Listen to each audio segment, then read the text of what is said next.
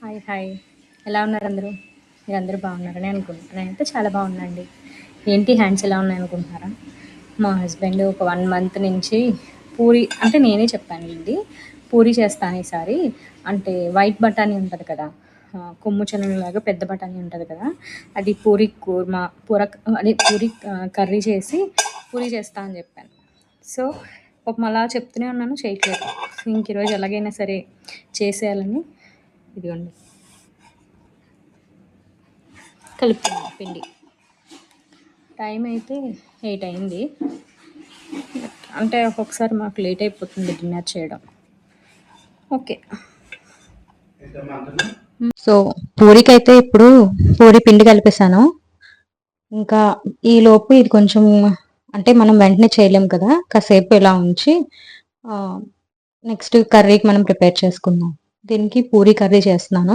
అంటే పూరి కర్రీ అయితే పూరి కర్రీ ఎగ్జాక్ట్గా కాదు, ఆలూ కర్రీ చేసేసి జస్ట్ నార్మల్గా శనగపిండి వేసేస్తాను నేను అంతే.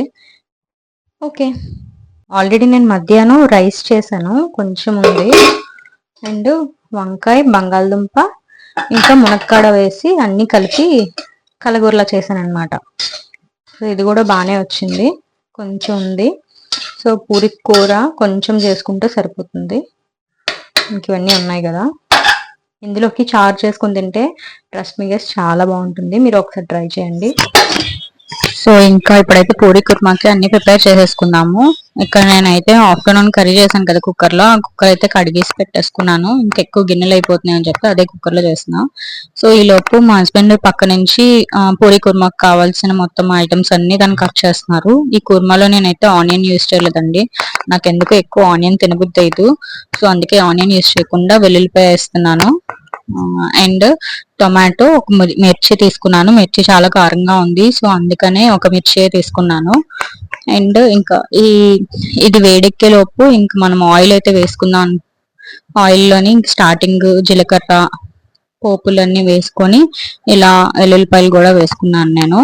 యాక్చువల్లీ ముందు ఆ లోపల కడిగానని చెప్పాను కదా కుక్కరు, ఆ కుక్కర్ అయితే వాటర్ అంతా పోలేదు. సో ఈ లోపే నేను ఆయిల్ వేసేసాను, పర్లేదు. సో కొంచెం దూరంగా ఉండే నేను చేశాను.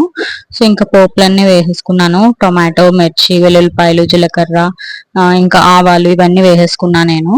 వేసేసుకొని ఈ లోపు పూరీలు కూడా ప్రిపేర్ చేసుకుంటున్నా మసాలా వేగేలోపు. ఈ సైజ్ అయితే తీసుకున్నా. యాక్చువల్లీ నేను పూరీలు చాలా రేర్ గా చేస్తూ ఉంటాను. సో పూరి పిండి అయితే కొంచెం మెత్తగా అయింది. మళ్ళీ ఇంకా కొంచెం పొడి కలుపుకొని మొత్తానికి అయితే పూరీలు అయితే మేము చేసేసుకుంటున్నాము. మా దగ్గర పెద్ద పెద్ద ఐటమ్స్ అంటే కుకింగ్ చేసుకోవడానికి పెద్ద ఐటమ్స్ అయితే లేవు.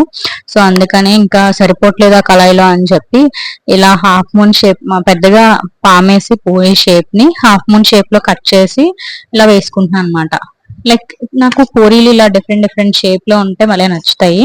సో ఇంకా మాకు నచ్చిన షేప్స్ అన్ని కట్ చేసుకొని పూరీలు అయితే వేసుకున్నామండి. పూరీలు కంప్లీట్ అయిపోయి పక్కన పూరీ కుర్మా కూడా రెడీ అయిపోయింది.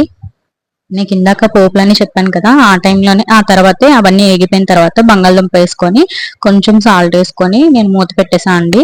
సో కుర్మా కూడా అయిపోయింది. ఇంక లాస్ట్ లో కొంచెం అల్లం వెల్లుల్లి పేస్ట్, కారము, ఉప్పు వేసుకొని కొత్తిమీర వేసుకొని దించేసుకున్నాను. సో ఇది వేడివేడిగా ఉన్నప్పుడు తింటే బాగుంటుంది.